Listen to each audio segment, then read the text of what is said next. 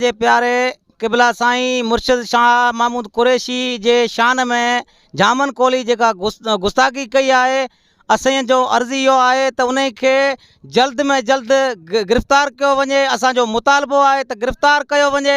अगरि गिरफ़्तार न थियो त असांजा इहे जेके धरना आहिनि वधंदा वेंदा। आख़िर मिठी ताईं, इस्लाम कोर्ट ताईं, नऊं कोर्ट ताईं असांजा धरना वधंदा रहंदा ऐं वॾो इन में गंद थींदो। असांजो मुतालबो आहे त जल्द में जल्द इन कोली खे गिरफ़्तार कयो वञे, गिरफ़्तार कयो वञे। सिंध हुकूमत खे अर्ज़ु आहे त गिरफ़्तार कयो वञे। रहियो आहे गादी ते 800 साल गादी जो जेका बि हुकुमरान आई आहे, गौस बावल ज़करिया मुल्तानी जी हाज़िरी ते रही आहे। उन जा हिन अहिड़ो ख़सीस हिकिड़ो माण्हू उन अहिड़े भाड़े माण्हुनि खे घोड़नि जी लिॾ ॿारण लाइ साईं न रखियो आहे। उन ते बि आला क़िस्म जा आॾे हाई लेवल जा माण्हू उते रहंदा, ग़ुलामी कंदा। उन अॼु बि नौकर आहिनि।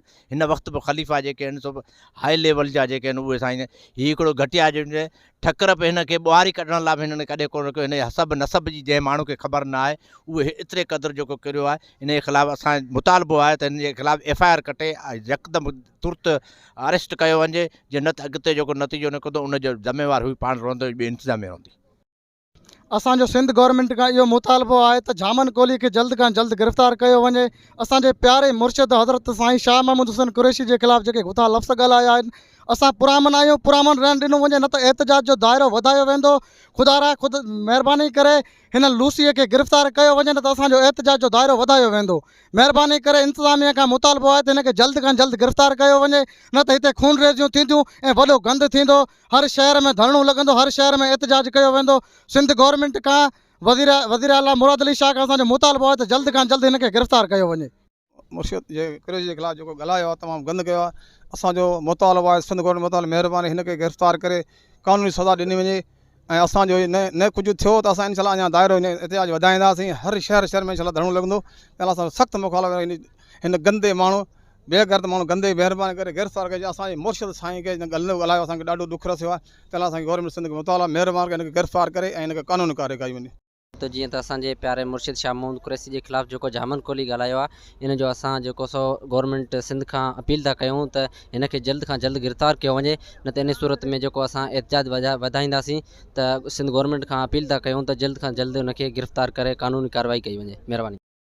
अदा तमामु दिलि ॾुखाईंदड़ वाक़ियो थियो आहे। असांखे बि दिली ॾुखु थियो आहे त मखदूम शाह महमूद कुरैशी साहिबु जेको हिकु उन जे ख़िलाफ़ु जे अगरि घटिया क़िस्म जा अगरि लफ़्ज़ जेको इस्तेमालु करे थो त उनखे पहिरीं त शर्म अचणु खपे, पाण पंहिंजी औकात ॾिसे। हक़ीक़त करे इन माण्हू खे छॾणु न खपे, उन्हनि खे सज़ा ॾियणु खपे। छो त भले असांजो इन जॻह ते मुंहिंजो भाउ बि हुजे, तव्हां सां गॾु बीहे, अहिड़नि माण्हुनि खे सज़ा ॾियणु खपे त आईंदा अहिड़ी हरकत ॿिया बि घटिया क़िस्म जी न करे। अस्सलाम वालेकुम या अली मदद। साईं ही ॻाल्हि जेको आहे सो मामूली ॻाल्हि न आहे, ही वॾी ॻाल्हि आहे। शाह महमूद कुरैशी उहा शइ आहे जेको दुनिया ॿाहिरियों मुल्क का बि उन खां लिकी छिपी शइ न आहे। कुरैशी जो वॾो मक़ाम आहे। हिन जेको ग़लति घटिया क़िस्म जा अल्फाज इस्तेमालु कया आहिनि, ही बिल्कुलु इंतिहाई सख़्तु सज़ा जे लाइक़ु आहे। असां थरपारकर जे टोटली आला इदारनि खे, SP साहब खे, SHO साहब खे, जुडिशनल साहब खे, हाई कोर्ट खे, शीशन खे, सुप्रीम कोर्ट खे, वज़ीर आज़म खे, वज़ीर आला खे, सिंध खे अपील था कयूं त महिरबानी करे इन थे सख़्त खां सख़्तु सज़ा ॾिनी वञे। इहो लानत जे लाइक़ु आहे। इन जेको इन घटिया हरकतूं कयूं आहिनि, शायदि इनखे पुठि भराई आहे त हिंदू मुस्लिम फ़साद कराइण बि चाहे थो। इहो यकीन तव्हां रखो। असां क्लियर तव्हांखे ॿुधाइणु चाहियूं था त हिन ते कंट्रोल कयो वञे, सख़्त खां सख़्तु सज़ा इनखे ॾिनी। अदा ही जेको जामन दास कोली नाले मिठी खां में रहे थो, उन जेका ही किरियल हरकत कई आहे, ही गौसिया जमायत उहा शइ आहे ऐं गौसिया गादी उहा शइ आहे जंहिंमें का क़ौमियत न आहे। हिंदू ख़्वाह मुस्लमान इंडिया खां वठी पर पूरे बरे सग़ीर में हज़रत गौसुल आलमीन जा मुरीद रहनि था, जेके हिंदू बि आहिनि, मुस्लमान बि आहिनि। हिन हिकिड़े सभिनी मुरीदनि जी दिलि आज़ारी कई आहे ऐं ख़ासि करे जेको सो हिकिड़े हिन सियासत जी मौसम में हलंदड़ मौसम में हुन घटिया हरकत कई आहे। असीं होर जमात जे तरफ़ां जेको सो असीं सभई पूरे पाकिस्तान जी जेको होर जमात आहे, असीं इन लफ़्ज़नि जी सख़्तु लफ़्ज़नि में मज़म्मत करियूं था। फौरी तौर ते अहिड़नि शख़्सनि खे गिरफ़्तार कयो वञे। असीं अपील था करियूं SP साहब थरपारकर खे ऐं DC साहब जिन खे ऐं जेके आला अदलिया आहिनि असांजा इदारा आहिनि ऐं हुकूमत खे असीं अपील था करियूं त अहिड़नि माण्हुनि खे फौरी तौर ते गिरफ़्तार करे हुनखे ॻरी सज़ा ॾिनी वञे ऐं हमेशह जे लाइ उनखे क़ैद में रखियो वञे त जीअं अॻिते जे लाइ ॿियो को अहिड़ी किरियल हरकत न करे। छो जो हज़रत गौसल आलमीन जा हिंदू बि मुरीद आहिनि त मुस्लमान बि मुरीद आहिनि ऐं हे अहिड़ा माण्हू जेके आहिनि से हिंदू मुस्लिम जो फ़साद करणु चाहिनि था।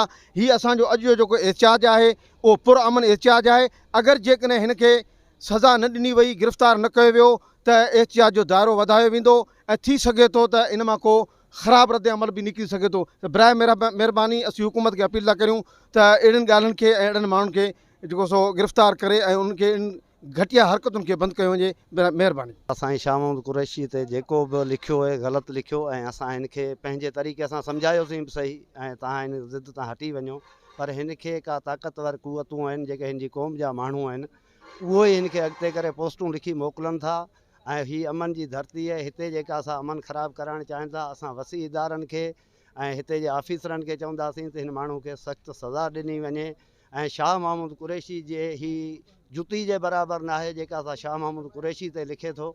असां इदारनि खे, गवर्नमेंट खे, चीफ ऑफ आर्मी खे बि अपील था कयूं त बिराए महिरबानी हिन जो नोटिस वरितो वञे ऐं हिन ते कंट्रोल करायो वञे, हिन जी तहक़ीक़ात कराई वञे त हिन में असुलु हथ कंहिंजा आहिनि। वॾी महिरबानी। अस्सलाम वालेकुम।